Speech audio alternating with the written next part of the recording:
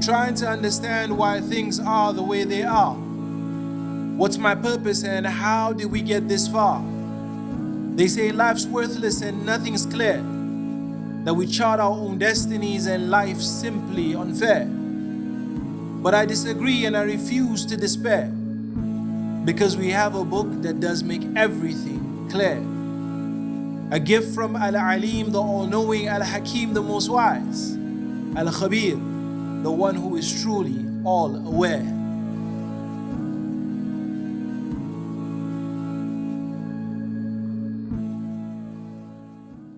I remember once one of my teachers asked our class what was the crime of Iblis that made him the shaitan, the one that is far removed from Allah's rahmah.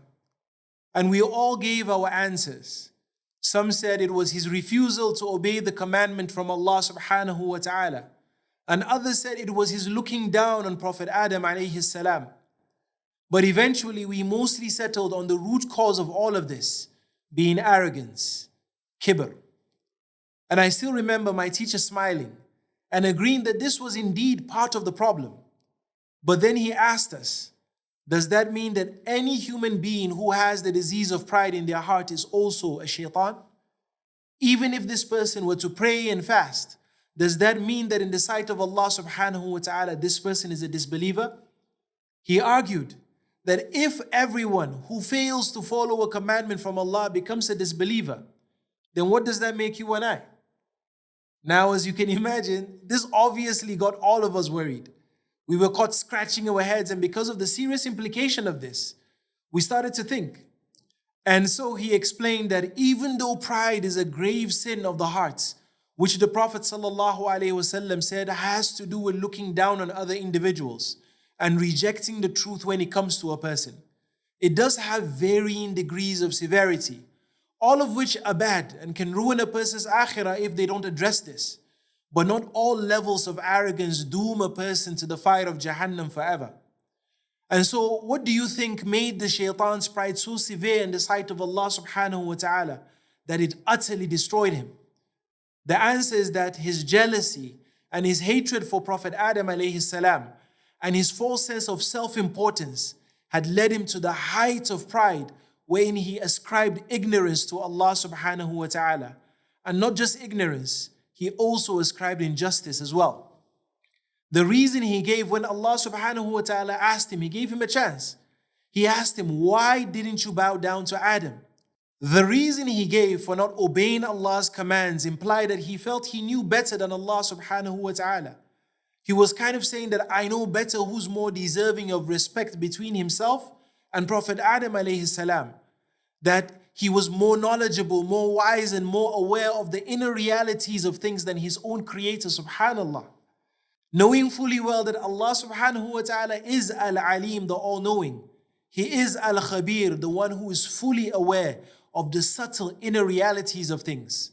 That he is Al-Hakeem, that all of his actions, his decisions, and his rulings are based on what is best.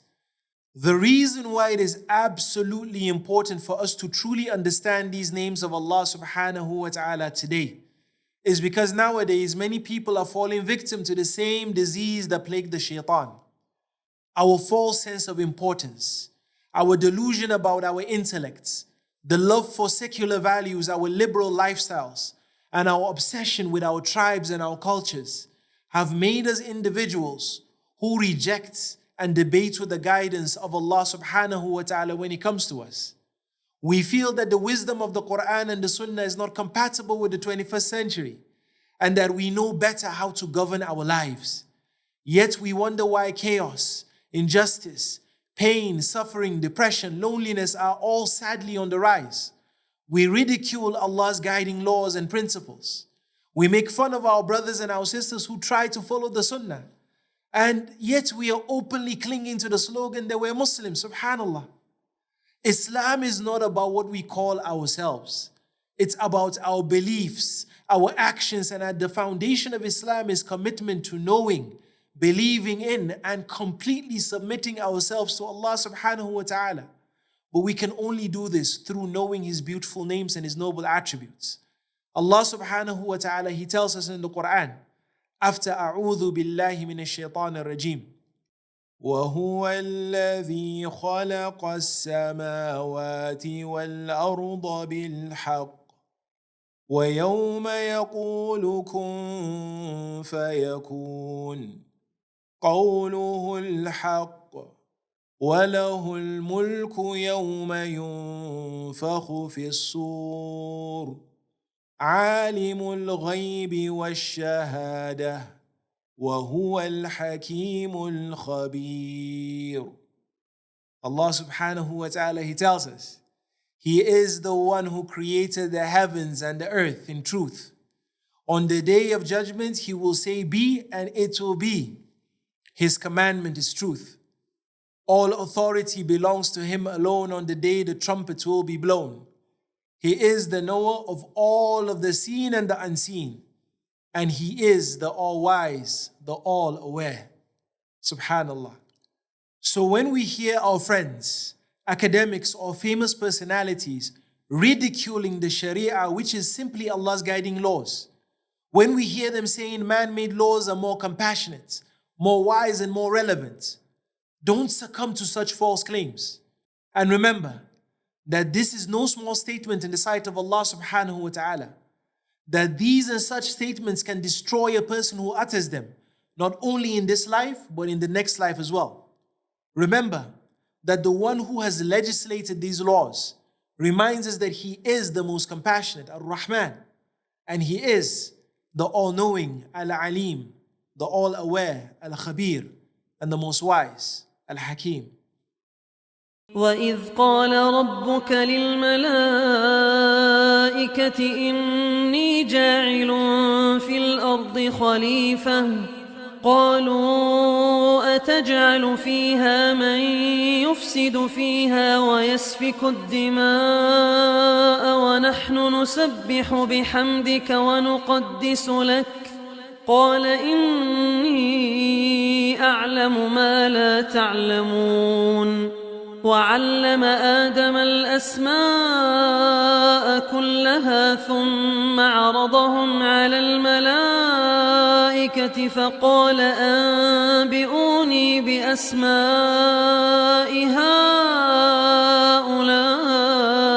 إن كنتم صادقين قالوا سبحانك لا علم لنا إلا ما علمتنا إنك أنت العليم الحكيم قال يا آدم أنبئهم بأسمائهم فلما أنبأهم بأسمائهم قال ألم أقل لكم إني أعلم غيب السماوات والأرض وأعلم ما تبدون وما كنتم تكتمون وإذ قلنا للملائكة اسجدوا لآدم فسجدوا إلا إبليس أبى واستكبر وكان من الكافرين